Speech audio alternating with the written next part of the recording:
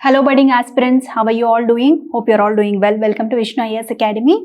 And here in this session, I'm going to tackle with the books or the material, the standard books, be it the basic books, whatever it is.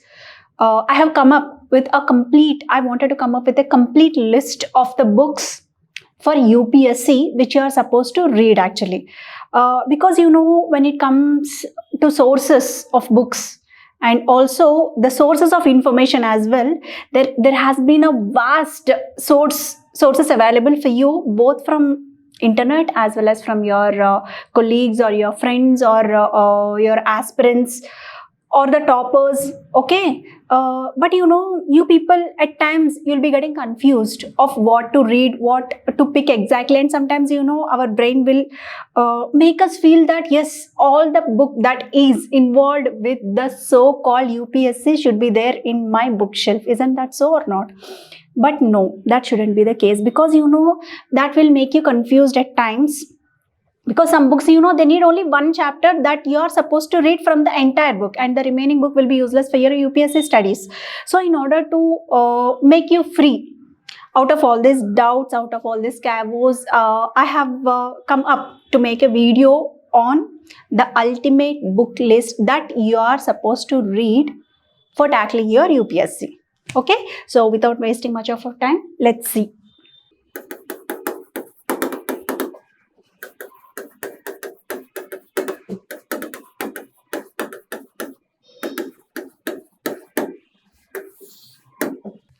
Ultimate book list for UPSC 2026. Okay, so while going through this, in the previous class, if you have seen, I told you the basic, all the basics that you are supposed to cover before starting your preparation.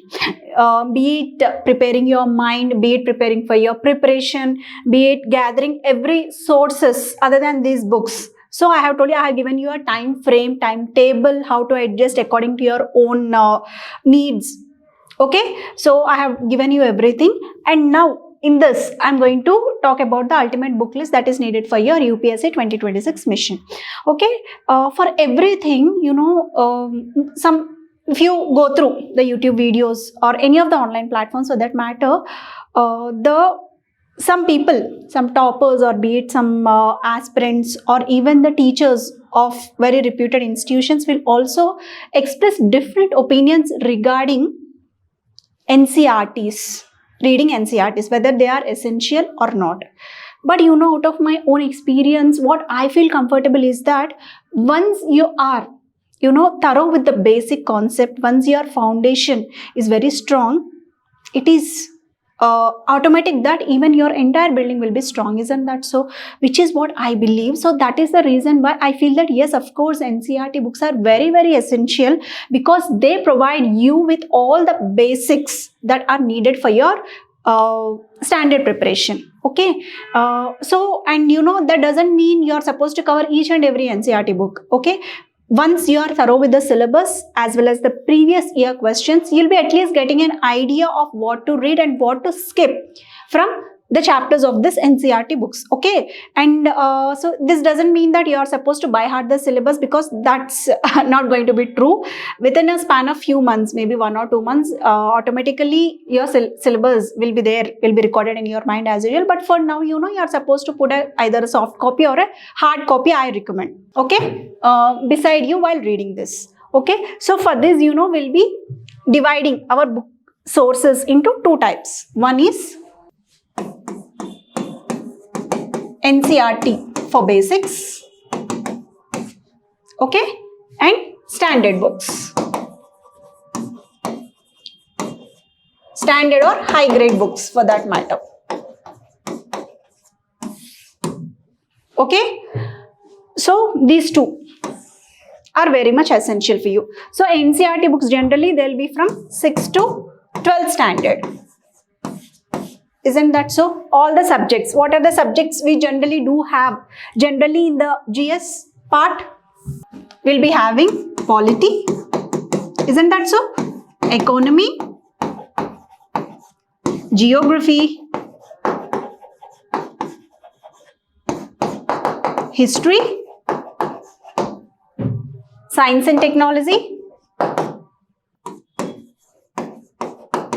environment, ecology, biodiversity, and so on. Current affairs we can't cover from NCERTs, isn't that so? So these are the broad subjects that we are supposed to cover for the entire GS syllabus. Okay, sorry, I forgot about ethics also. Society, and so on. Okay, this is the broad subjects which you will be coming across while dealing with all the GS papers of yours. Okay, so and when it comes to standard books, you know there will be certain standard books which I'll be telling you also as well, which you are supposed to cover after going through this basics anamata. Okay, so we'll be seeing paper by paper. On that note, first paper is GS-1. Okay, GS-1. What are the subjects? What are the topics which are included in GS paper 1 of UPSC? History. Okay. Geography.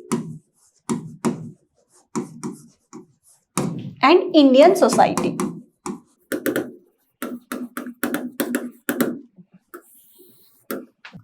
These are hardly the 3 topics which you are supposed to cover in GS paper 1. Okay. Now, first of all, let's come to the history. What does history include over here? It has both world history and Indian history also. Okay, world history and Indian history. Okay, and third one is art and culture. These are the 3 parts which you are supposed to cover in the history part of this GS paper 1 syllabus. Okay, and now needless to say, history covers 3 eras in it: ancient, medieval, and modern. Okay, so before that, that is why I asked you to go through the previous year questions so that you will be getting an idea of what are the topics that are mostly pressed for UPSC and what are the topics that have been loosened, that are asked once in a while, and what are the topics that are being regularly covered. If you have been through previous year questions, this is the idea which you will be getting, and based on that, if you can start your preparation, trust me, it will be, you know, without any confusion for you. Okay, now when it comes to NCERTs, again for this we'll be having two sets of books. One is NCERT and the other is standard books. Okay, when it comes to NCERTs, you are supposed to cover for ancient. Okay, ancient history book by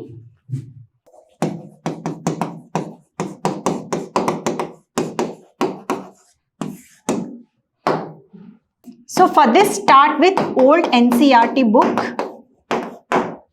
on ancient history by R.S. Sharma.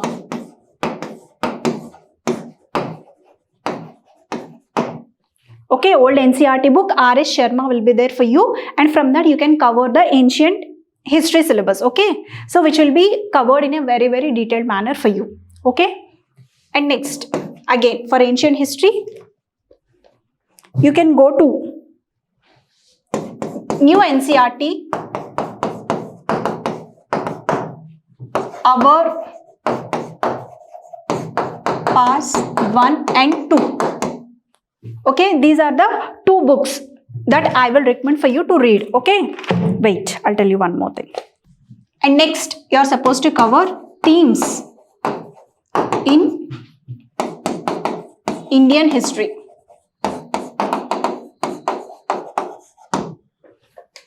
This is also new NCERT version. Okay, wholesome, you are supposed to cover old NCERT by R.S. Sharma, and new NCERT is our pass 1, 2 and 3 as well, and themes in Indian history.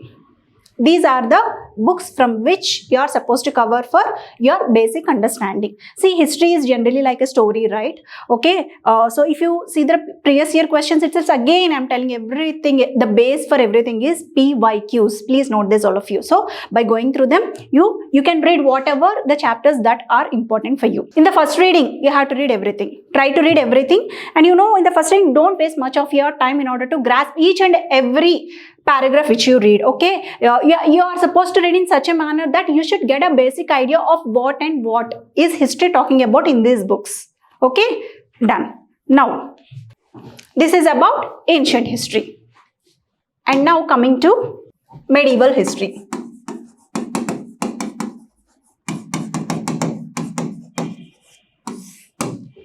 Okay, here also two types. One is NCERTs and standard books. Okay, for older version of ancient history, there is no standard book. Only NCERTs will make up for you all. So that is why I didn't refer to any of the standard books over there. Okay. And now when it comes to medieval history, old NCERT by Satish Chandra.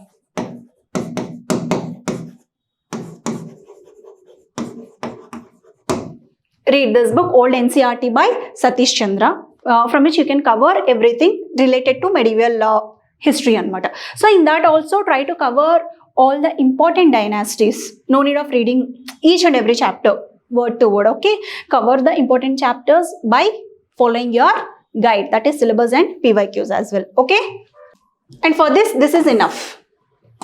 Old NCERT by Satish Chandra will do your task for you. Okay, and now coming to modern Indian history.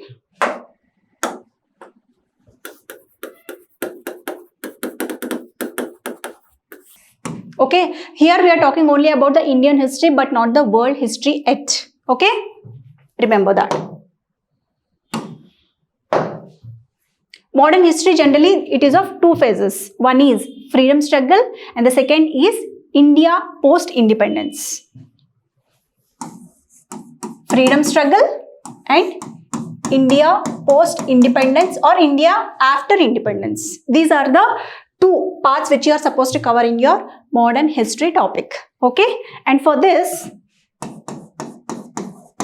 NCERTs and standard books if any. Okay, when it comes to NCERTs, first of all, there is a book called Our Past, Class 8th. Our Past of Class 8th NCERT, and from this you read only very selective chapters over there, mostly Unit 5 and 8. Unit 5 and 8. Okay, these are the chapters that are related to modern history from Our Past. Okay, if you start from the basics, what happens is that, see, after your graduation, now you're all graduates, right? So you might have left all these basic concepts in your school days itself, mostly by 10th, and some people, if they had been into arts branch of studying, they might have continued, but most of the people which have entered into the science gateway, they might have left all this. So in order to recollect what you have forgot long ago, you have to go through this basic books, because that will be very easier for you to recollect as well as to absorb also. Okay, that is why I am recommending this class 8 book. Okay, and now going to old NCERT. Old NCERT, and in this you go for class 12th. Bipin Chandra.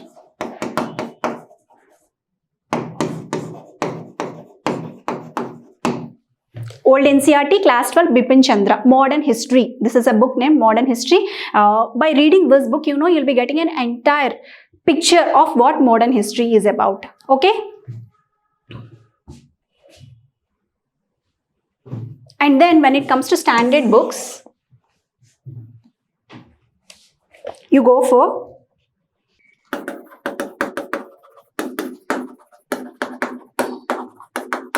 Bipin Chandra book, that is India's Struggle for Freedom.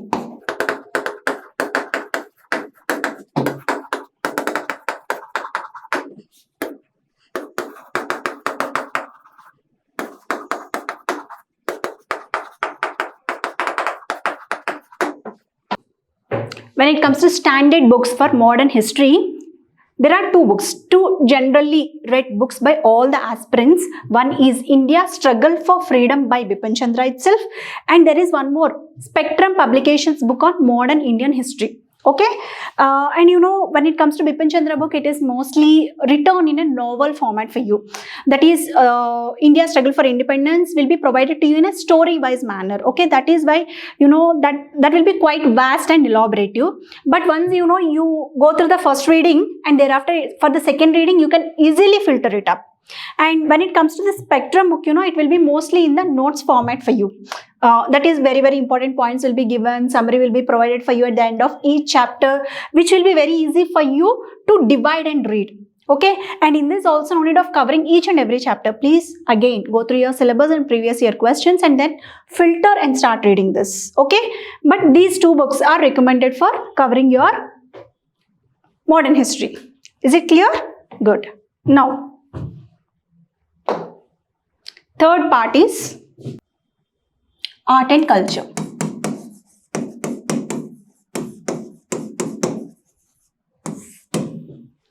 In this art and culture, you are having 3 books to read. Okay, one is NCERTs and one standard book.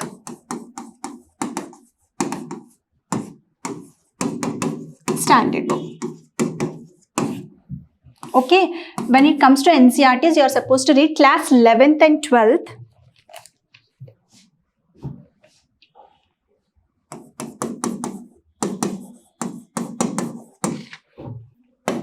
Introduction to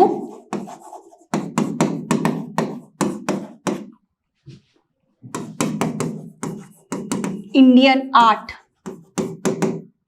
1, okay, and Introduction to Indian Art 2. Okay, these are the NCERT books which you are supposed to read for getting your basic understanding. And when it comes to standard book, you go through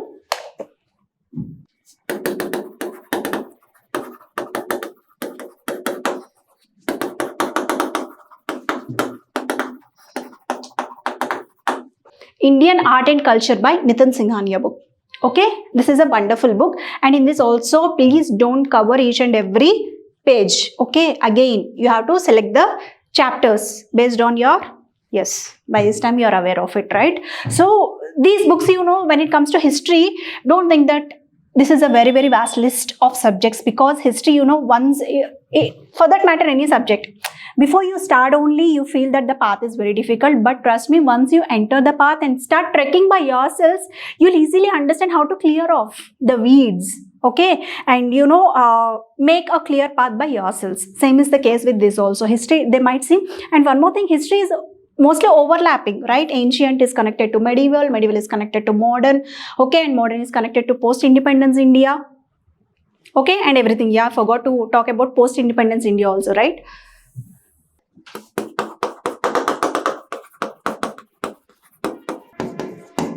When it comes to post-independence India, you are supposed to read, there are 2 books.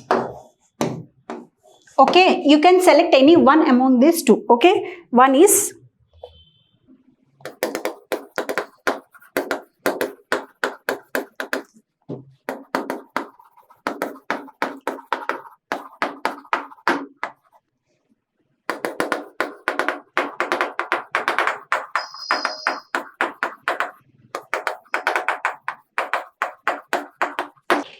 okay, there are 2 books for post-independence India. One is India After Gandhi, written by Ramchandra Guha, and India Since Independence, written by Bipin Chandra. You can select any one out of these 2 books. No need of reading 2 at a time, okay? Because they seem to be vast. Again, don't get scared of the bulkiness of any book, please. Okay, as I told you always. Okay, select any one of these books. And this is of art and culture, post-independence India. Now, next coming to the world history. When it comes to world history, generally world history mostly not more than 3 to 4 questions have been posed. And that too, we can't deny the importance of this, because UPSC doesn't stick to a specific format that, see, let's say for example, in a span of 2 to 3 years, let's suppose that UPSC didn't touch world history. And if you think that world history is not that important enough, and if you try to skip, and in this upcoming year, who knows, UPSC will certainly touch that. That is why we cannot predict what UPSC will be asking and will be skipping off. And also don't think that only this particular chapter is important, this particular topic is important, let me skip off the remaining topics. No, don't do that as well. As I told you that we can't predict UPSC. Okay, so that's why you just touch each and everything, because you are having ample of time for you to read everything. Isn't that so? So that's why don't waste it. That's what I suggest you. Okay. So in world history, generally 3 to 4 questions will be asked in the mains, and mostly, for world history, in prelims perspective, if you read world history, you'll be mostly aware of international relations also. Please don't forget this, okay? So that's why please try to have a grip of world history books also. So, and again, here also 2 types of books, basics and standard book. Basic is NCERT.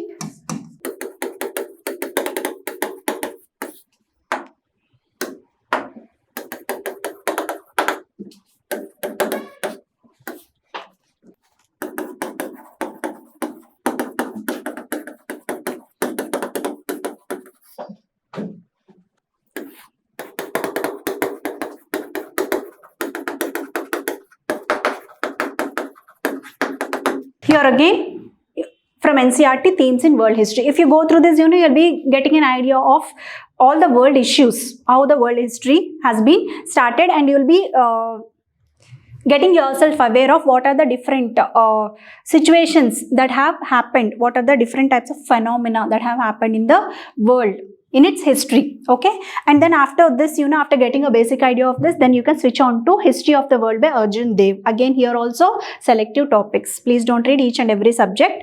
Please don't read each and every line over there. Okay, so these are the 2 books which you are supposed to cover for your world history. Okay, and now coming to Indian society. GS paper 1 itself. Indian society. For Indian society, NCERTs have provided 3 very, very good books which you can refer for your basic knowledge. That is of class 11th and class 12th.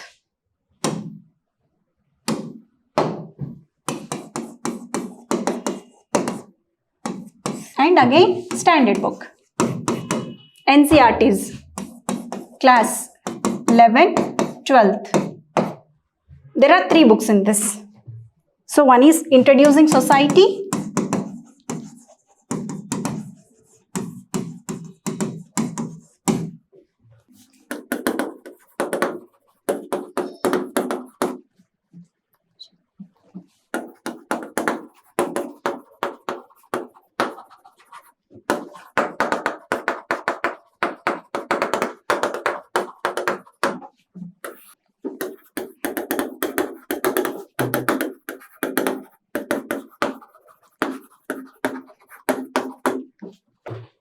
When it comes to Indian society, these are the NCERTs list of books which you are supposed to read, and then this is the standard book which you are supposed to refer thereafter. Okay, first class 11th and 12th society books. There will be 2 sets of 3 books from class 11th and 12th relating to the subject society. Okay, one is Introducing Society, class 12th Indian society, Social Changes and Development in India. These are the 3 books which you are supposed to cover from NCERTs, and thereafter Society in India by Ram Ahuja. Okay, this is the standard book for you to refer to get a broader idea, view, and also expertise in the society topic. And thereafter, you are supposed to go through PYQs once again. Clear? Good. And now coming to geography.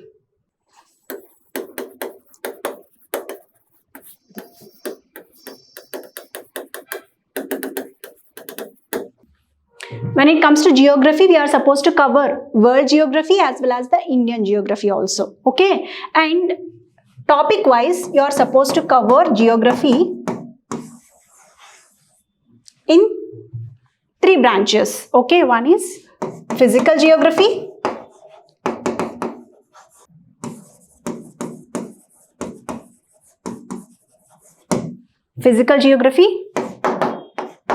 human,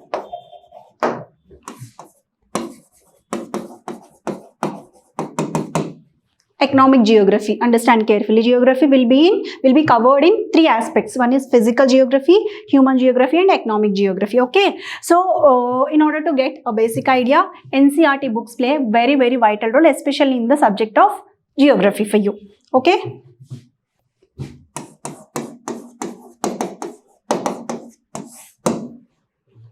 Generally, when I read, I have covered geography from class 6th to 12th. Because this is one of my favorite subjects, so I covered. But when it comes to you, I recommend reading at least one basic book, be it from 7th standard or 8th standard. So which I'll tell you come. Okay, when it comes to geography, NCERTs basically cover from 7th to 12th. They will give you a very, very comprehensive idea of this technical subject, what geography is. So everything will be covered in this: physical geography, economic geography, and human geography. All the three branches of geography which you are supposed to answer in your GS will be covered from NCERTs itself. Okay, so no need of going for any other book other than this. Clear for you? Okay, good. Now, GS-2. What all do we cover? The topics in GS-2 is polity, constitution, governance,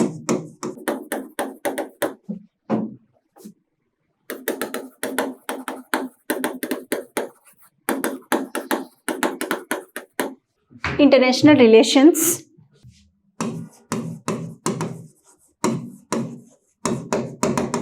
social justice. These are the topics, okay, in a broader perspective, which are supposed to cover in GS paper 2, polity, constitution, governance, social justice, and international relations. Okay, let's see each one by one. Okay, polity and constitution you will be covering anyways. In the polity and constitution will be the same, more or less. Okay, by reading one book itself, you can cover both of them. That is, let's see the sources also now.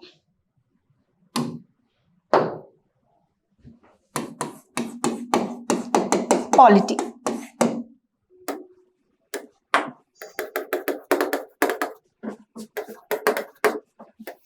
NCERTs and standard books.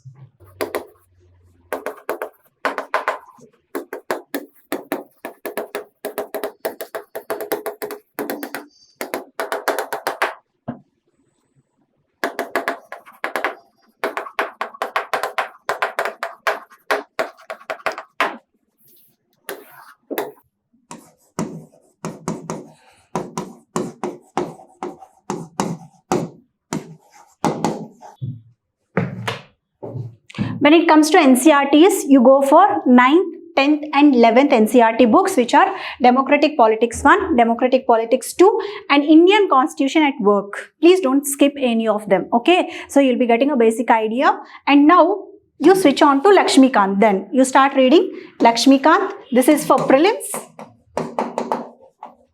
And DD Basu is for mains.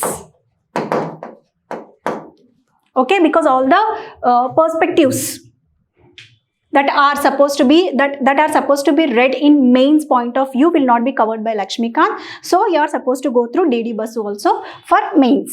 Okay, this is for your polity session, and you can cover even constitution also in this.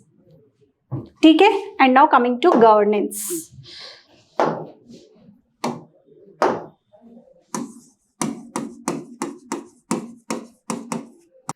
See, when it comes to governance, there isn't any single book that is very fit to read this particular topic, so-called governance, because it is a very, very dynamic subject, governance especially. So you are supposed to read about the governance of the entire nation, the Constitution Amendment Acts, and various judgments, Supreme Court judgments that are coming up. in an updated manner, and also the previous Supreme Court judges. Of course, you'll be aware of it by going through this polity book of Lakshmikant and everything, and upcoming judgments you're supposed to read through your current affairs, and you have to cover some of the reports that are released by Niti Aayog, and you're supposed to read Law Commission, okay? And by reading all this, you'll be getting an idea gradually of what governance is exactly. It is not such that you can get a wholesome idea by reading a single book of it. But you know, I have seen a book written by Lakshmikant on governance also. If you want a clear-cut idea, I recommend just going through very selective chapters of the Lakshmikant of governance, okay? So for that, you know, the sources.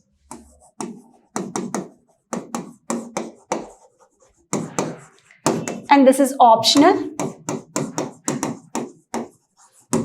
No need of going through this. This is an optional. To have a clear-cut idea of what governance exactly is, to have a idea of the framework of what exactly governance seems to be, you can refer this as an optional, but don't waste your time on this, okay? Because you're having vast to read much more. And thereafter, you know, you're supposed to concentrate mostly on current affairs related to constitutional amendments. Okay, and recent Supreme Court judgments,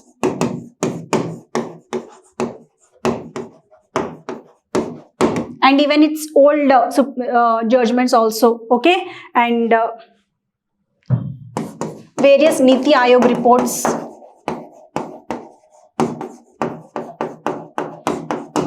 Okay, and read about Law Commission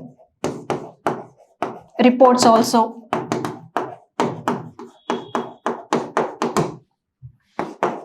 Okay, and you know, in this reports, what you are supposed to read, no need of reading each and every report. You are supposed to read only those reports which are relative to your syllabus.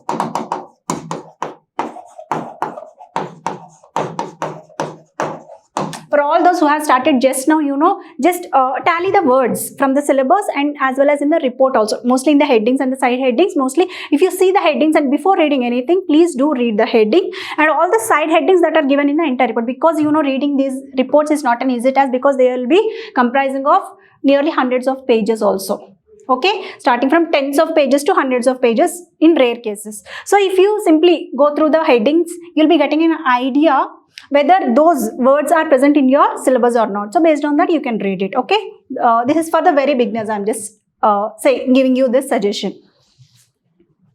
Okay, this is what all you are supposed to read by in the governance. Okay, and next, coming to social justice.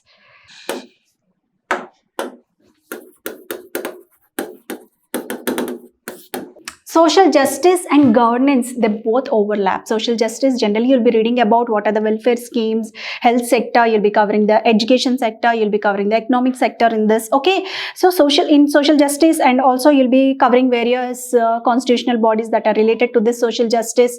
Okay, and what are various bodies that are meant for the uplifting of the most downtrodden people in the society, be it in economical sense or be it in social sense. Okay, so for that also, again, both social justice and governance mostly overlap. What are the sources I have told over there, you can cover over here also. But additionally, if you want to get much more broader perspective and in order to deepen your understanding over this, you can even refer to governmental magazines of Yojana and Kurukshetra.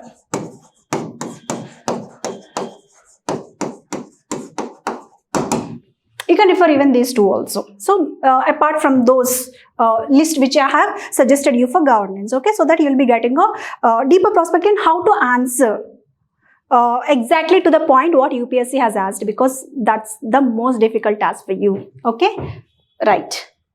And now coming to international relations.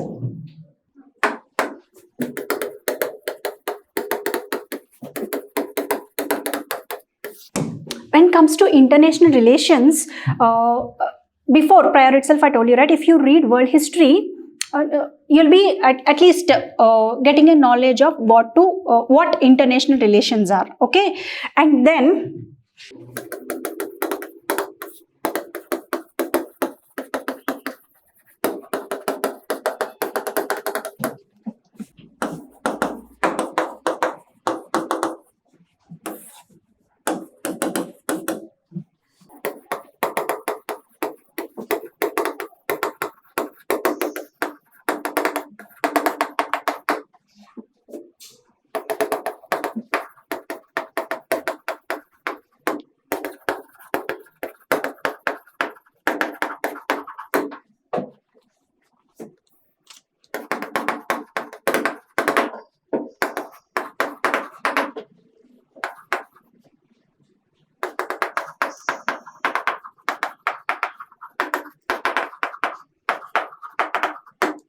When it comes to international relations, in NCERTs, you go through contemporary world politics, okay, from class 9th and 10th of NCERT history, okay.